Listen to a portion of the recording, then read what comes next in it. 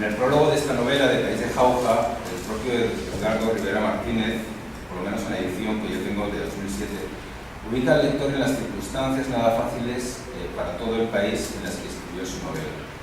Aquí era una época muy difícil por la lucha contra el terrorismo, las violaciones de los derechos humanos, la inseguridad. Y sin embargo, y por sorprendente que parezca, mi novela, cuya idea me había rondado desde hacía un tiempo, fue y es más bien una celebración. Sí, celebración de la adolescencia, de las raíces andinas, de la enriquecedora apertura a otros horizontes, así como del descubrimiento de la vocación, del amor, de la felicidad. Es por todo ello y porque su acontecer tiene lugar en mi ciudad natal, sigo citando, que le puse como título País de Jauja, en alusión a la leyenda quinientista de una tierra del mismo nombre de feliz abundancia, de ocio y longevidad. Fin de cita. Se podría pensar entonces en el recurso a la escritura como una forma de maniobra evasiva ante esa realidad difícil a través de la utopía.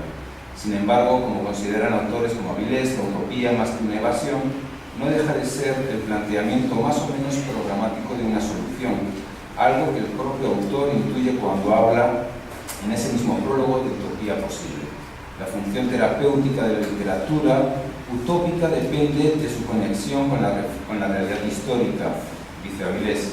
Lleva aparejada la posibilidad real de llevar a cabo la reforma propuesta, con independencia de que se obtenga éxito en la empresa, de que haya que hacer ciertos sacrificios o de que al llevarse a la práctica no se respete la literariedad del proyecto, pues las utopías no son escritas para ser desarrolladas de forma literal, ya que su idea de perfección es teorética. Esto permite afirmar que una parte de la literatura utópica presenta visiones de lo no imposible. Fernando Aínsa, otro gran utopista, ofrece una percepción dual sobre la utopía, pues la solución planteada se hace sobre el rechazo de una situación presente en la que se vive, una situación ante la que se propone una solución que puede encontrarse en el pasado o en el futuro. En este caso, la utopía abre en esta novela la doble dimensión temporal, situando al joven Claudio Olaya en una especie de disyuntiva semejante a la que se encuentra el Claudio adulto. Claudio adolescente observa una solución al presente, ubicado en el centro de una serie de fracturas, comenzando por el cierre definitivo de la infancia y el ingreso en el mundo adulto, en una realidad de horizontes más amplios que los que ha ofrecido su existencia cotidiana hasta entonces, que son, entre otras cosas, desaprobar el curso de religión al final del año escolar. Horizontes de los que sabe principalmente por su hermano Abelardo, por su amigo Milcrídates, por la historia de su propia familia y por las noticias que sobre el arte actual en Lima lleva su hermana Jauja. Frente a ello se ofrece como solución una especie de vuelta al pasado familiar, frente a esa fractura. Un ejercicio alentado por su propia madre, con quien se esfuerza en recoger huainos y registrarlos en pentagramas, continuando con una labor ya iniciada hacía muchos años por su abuelo materno, organista de la iglesia de Jauja. La reivindicación del pasado como algo perdido, como la edad de oro o el paraíso perdido en un tiempo mítico es propio de todas las civilizaciones. Y nos lleva a este caso a una modesta utopía familiar, pero también a los relatos cosmogónicos de Amadus y Suyahuaycas de Marcelina. Ella expone el mito de los dos Amadus, la blanca y la negra. Peleaban continuamente y una vez subieron hasta el cielo en su pelea. Tirso y Viracocha los castigó. El Amaru negro se escondió en la laguna de Yanamarca y el Amaru blanco en la de Sanchiscocha. Luego llegó el Tucumanyá, el arco iris, y el mundo se tranquilizó, pero cesaron las lluvias y el mundo se volvió algo triste. Algún día, como dice Marcelina, los Amarus podrán recobrar su libertad y volverá también la alegría. Sobre la Suyahuayta, en Marcelina, la flor blanca, al igual que en el mito de los Amarus, se expresa la felicidad como algo perdido que se puede encontrar en el futuro. La cosa es que se trata de una flor maravillosa y de ella dependen la lluvia y el ganado y las cosechas. Es fresca y hermosa como la luz de las mañanas, como el agua de los puquios, y blanca, muy blanca y también muy delicada. Y por esa belleza y por el poder que tiene, la buscan los Amarus. Pero la flor los esquiva y solo brota en lo más túpido del Ichu, disimulada por la lima y la escornera. Quien la encuentre será feliz y hará feliz a su pueblo. Como en otro caso, la solución que se propone siempre es a futuro. Llegará un momento en el futuro mítico en que la felicidad será de nuevo posible. Y frente a ese pasado perdido y el futuro por venir, Claudio se encuentra en un presente, el de Jauja, en el que todo es posible, sin embargo. Debes andar algo trastornado, sobrino, dice su tía, porque de un lado te obsesiones en mito andino y de otro deambulas por entre los dioses y guerreros de la Ilíada. Y tanto que sueñas con Palomeque disfrazado de troyano. Así era, en efecto, y justo en ese momento cruzó por su mente la imagen de la Helena Argiva, vestida de blanco y vagando como una sombra por un anfilión en llamas. ¿No andaría así Eurístila por entre las torres funerarias de Raúl? Después, al darse cuenta de que hablan de cosas mezcladas, Iliada griega, Malucancha, las tías de los Eros, la madre concluye: en Jauja todo es posible. No me vengas, Laura, con eso de la isla de Jauja. No es el país de Jauja, pero no la tierra de holganza y felicidad que pintan los romances antiguos. No, por desgracia, replicó tu madre, ni tampoco de la felicidad. Eso no podemos saberlo por ahora, dijo tu madre.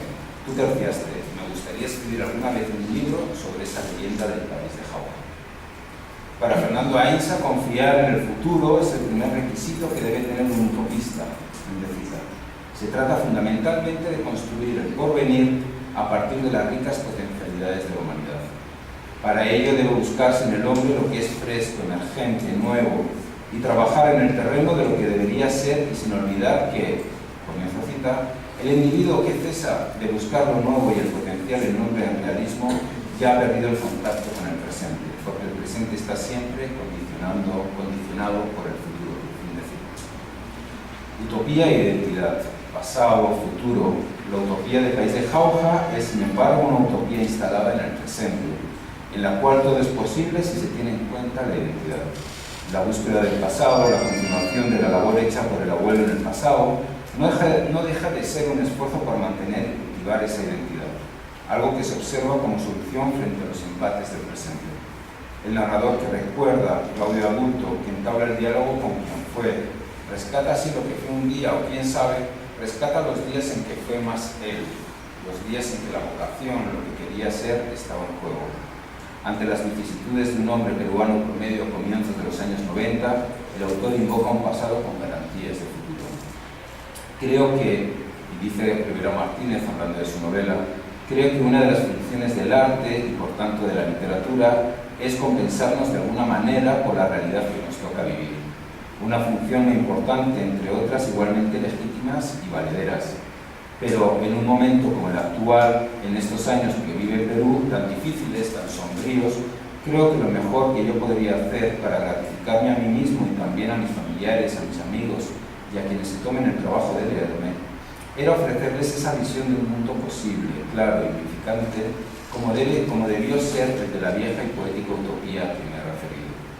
El Perú puede ser alguna vez así, mucho más si tomamos en cuenta que nuestras peculiaridades, nuestra singularidad, está en que somos un país múltiple, una tierra de varias y contrapuestas vertientes, o para usar una metáfora de Arguedas, una tierra de muchas sangres. Allí está nuestro futuro como realización cultural, como aporte a la humanidad. Debería incluso decir nuestro destino. Y es en esa línea de trabajo y esperanza que se sitúa País de Jauja. Fin de cita.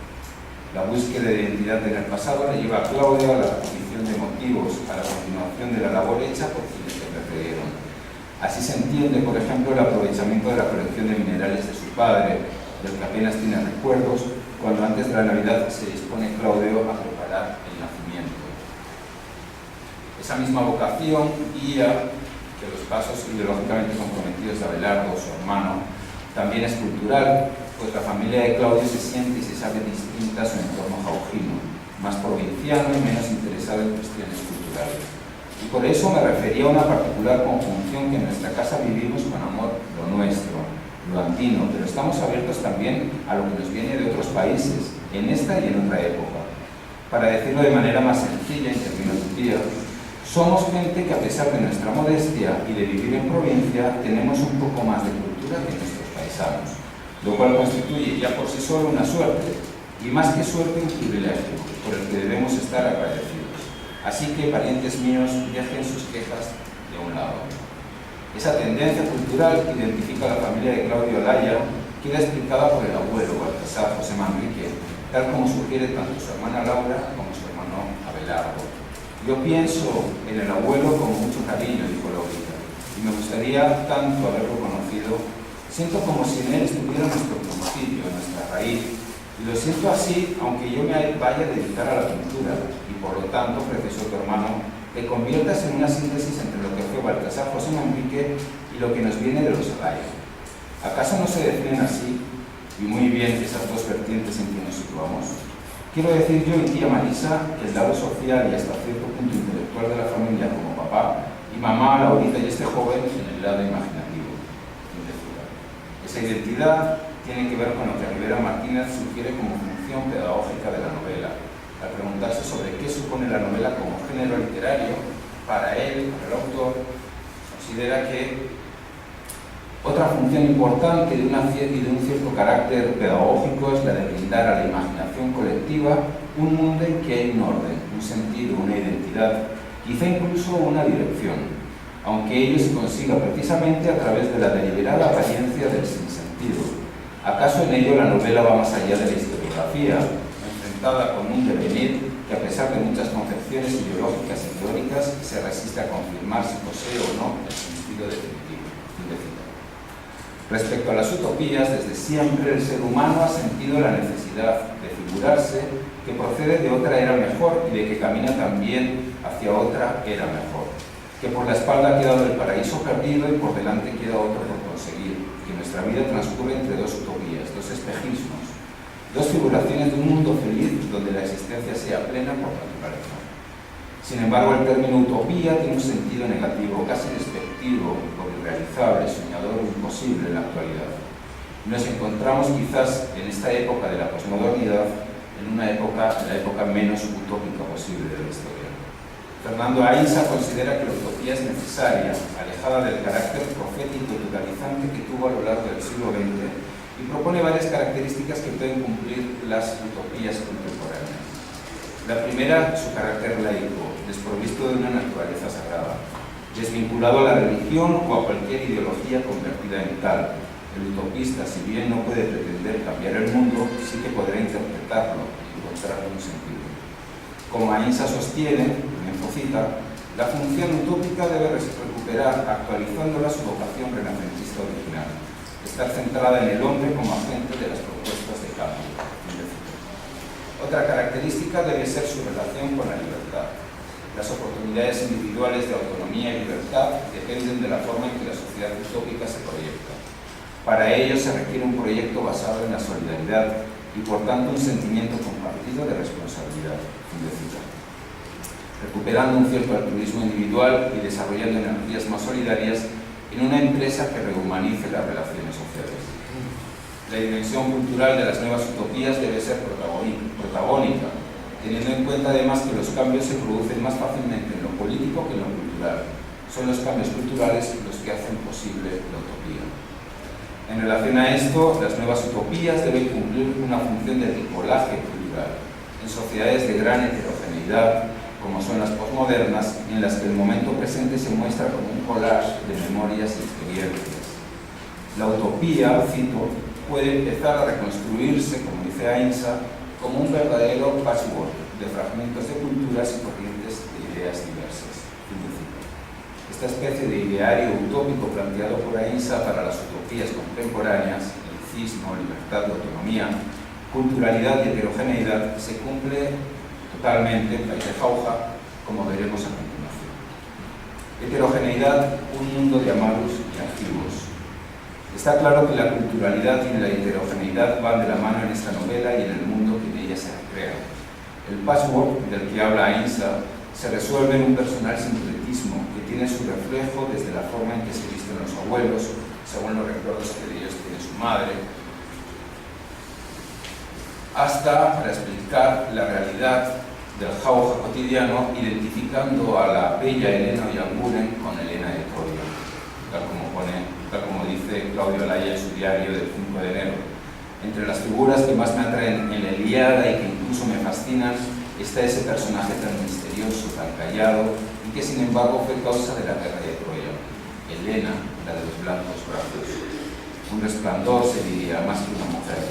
¿Cómo no relacionarla con Helena Oianguren? Esta joven hermosa que sale los domingos del sanatorio para asistir a misa, alta, de cabellos y ojos castaños, muy bien formada, No lleva blancos velos, pero se viste con elegancia. Y aunque sé que jamás podré ser su amigo, y ni siquiera un conocido, y que mi verdadero amor es la jovencita de Yauli, voy con disimulo tras ella, deslumbrado. Elena Youngure, en un mundo bello, lujoso, distante.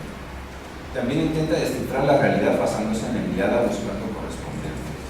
Sí, Mitrídates tenía rostro de aqueo, y un lejano parecido también si uno se ponía a pensar con Fox Caro. Vaya, se habría dicho que al conjuro de tus lecturas, Jauja se iba llenando de figuras homéricas, o cuando menos griegas, que sin ningún problema coincidían el eco lejano de los dioses del Egeo con el de las sierpes aladas de los mitos del Valle del Manglar, o en las páginas de su diario en las que hace un repaso helenístico de todos los personajes de aquel verano del 47.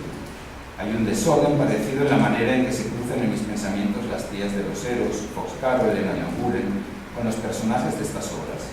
Y así voy de uno a otro entreverándolos, de manera que de repente voy a tener a tía Euristila hablando con Andrómaca, a Ifigenia quejándose ante Foxcaro, a los amados de Marcelina combatiendo con el escamando, y a Palomeque discutiendo con Eneas.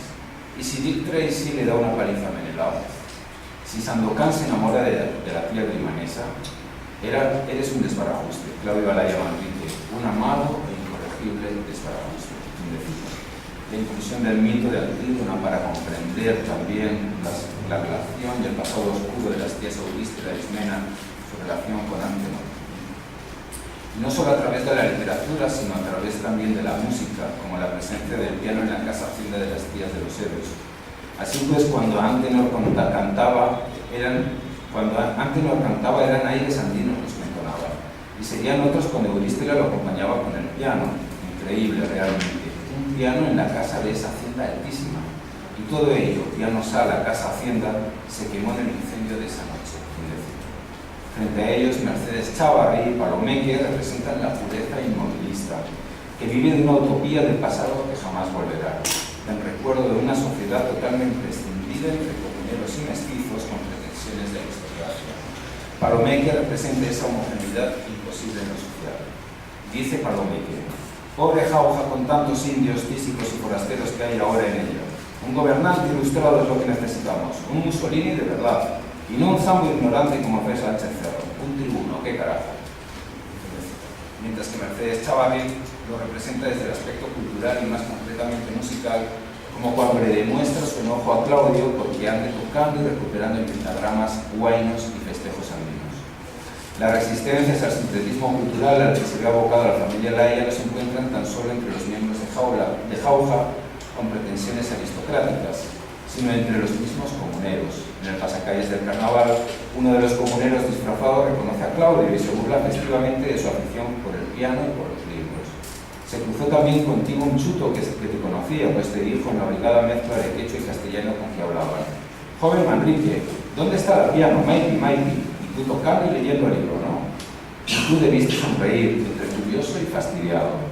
Se alejó y te dijiste que esa era, por desgracia, la imagen que algunos tenían de ti, la de un empeñoso pedante cultor de un instrumento pasado de moda y de un recalcitrante chancón escolar. Bueno, no tenía importancia. No obstante, el clima cultural que se respira en su familia, la afinidad de pensamiento y la consciencia de su singularidad como familia en Jauja, hacen que el punto de vista de Claudio y su vocación hacia la unión de culturas en apariencia distante sea, continuamente reforzada. Casi al final, Claudio se lamenta de que no todos en Jauja estén tan abiertos al mundo cultural como su familia. Termina hablando de la idéntica importancia que les da las diversas fuentes culturales en las que se basa para afrontar el mundo e interpretarlo. Nosotros, en cambio, estamos abiertos a todo. Nos gustan los Huaynos y Mozart, y Marcelina es para mí tan importante como Homero, y no nos olvidamos de las ideas de papá. La obra le expone que en realidad Jauja es diferente al resto del mundo andino.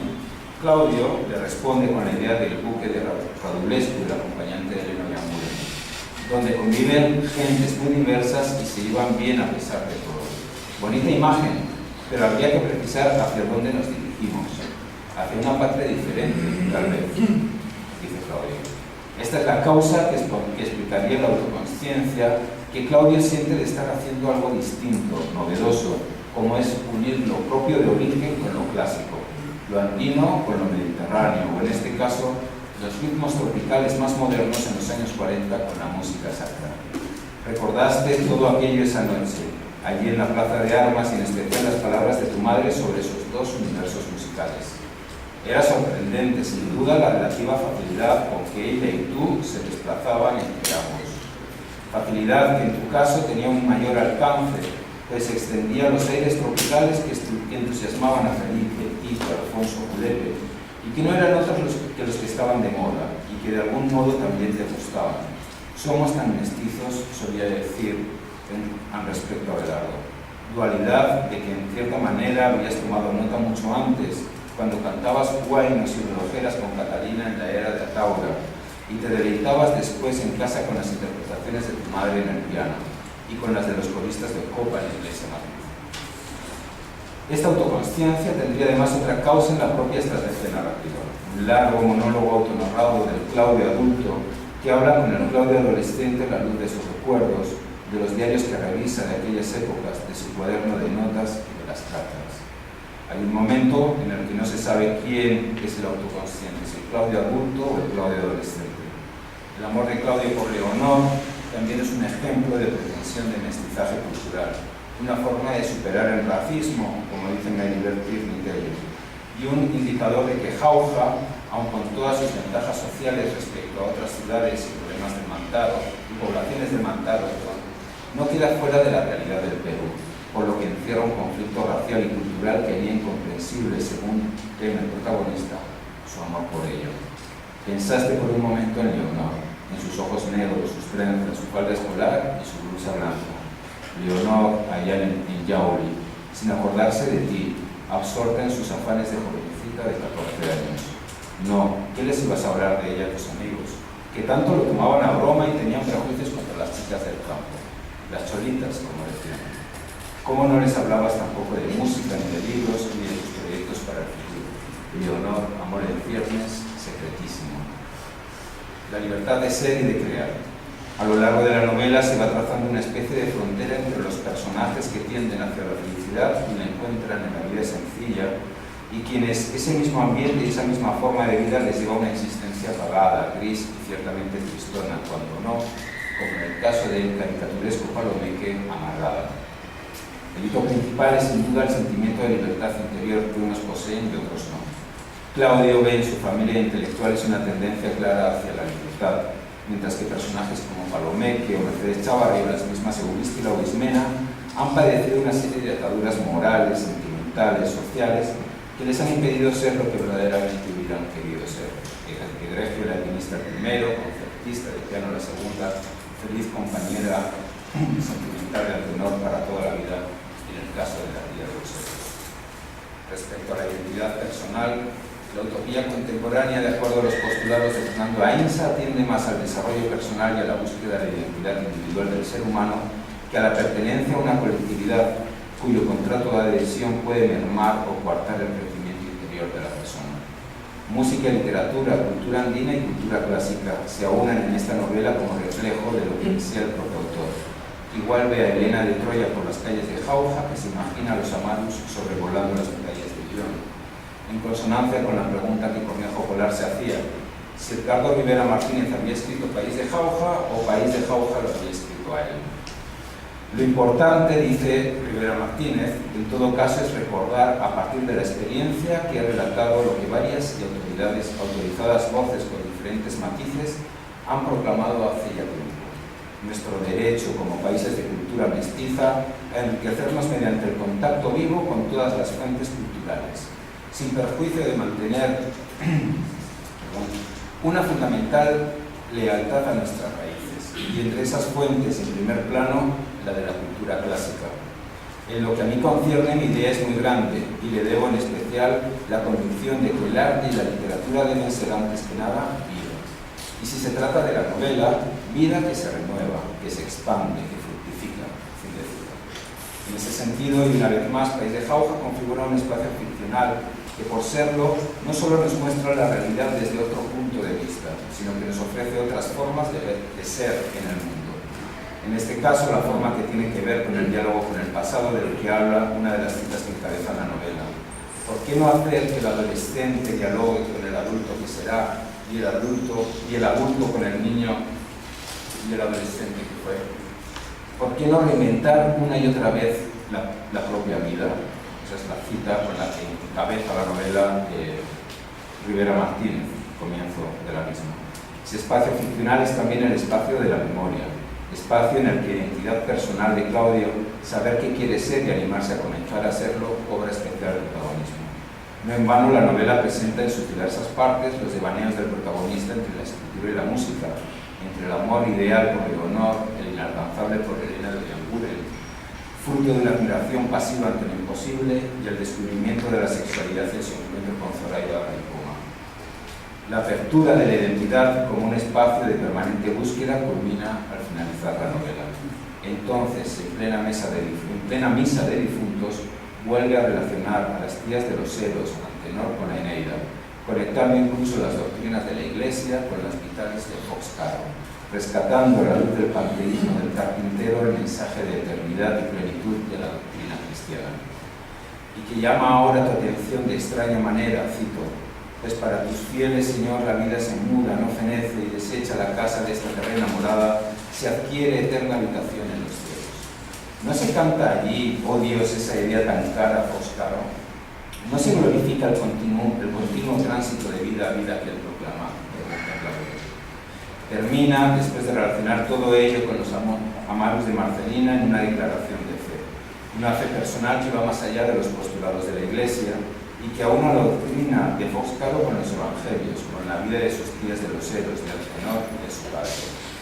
Se juntan y transfiguran en ella la música de la guaililla y del pasacalle del artista purimeño, y en la de los buenos que cantaba entre cuento y cuento Marcelina, y la de los arabilles que recogías con tu madre, y renacidos son entonces bajo su conjunto los espíritus de Euristela y de Ismena de los Eros, y de su padre y de Antenor, mas no para comparecer ante un Dios de majestad implacable, sino para ingresar a un mundo diáfano y luminoso como el que celebra Foscaro.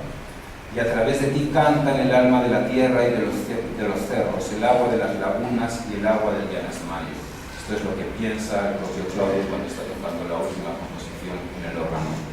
Y la lluvia primordial, el viento, el rayo, y la sangre de los amargos alzándose de la tierra y de la noche, y la frescura de la suyahuaita, recobrada para siempre, alborozada certeza que deja en segundo plano ese anterior sentimiento de aterrada sumisión ante el Dios de los salmos.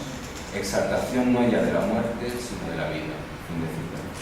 Al final no deja de ser la confirmación de que la única manera de comprender la vida y de asumir el mundo que rodea a Claudio es ser el propio Claudio, aunando lo heredado, las profundas huellas del padre y del abuelo ausentes, lo asumido, lo vivido y lo aprendido, las enseñanzas de Fox, de Mitrídates, de su hermano Abelardo, de los libros y del amor.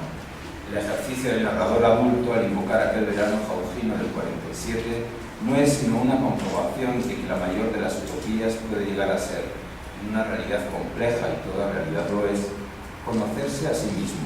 La invocación de autor en pleno colapso del país, al país de Jauja que encerraba en su memoria, resulta también la comprobación de que, como dijera Antonio Machado, hoy es siempre todavía.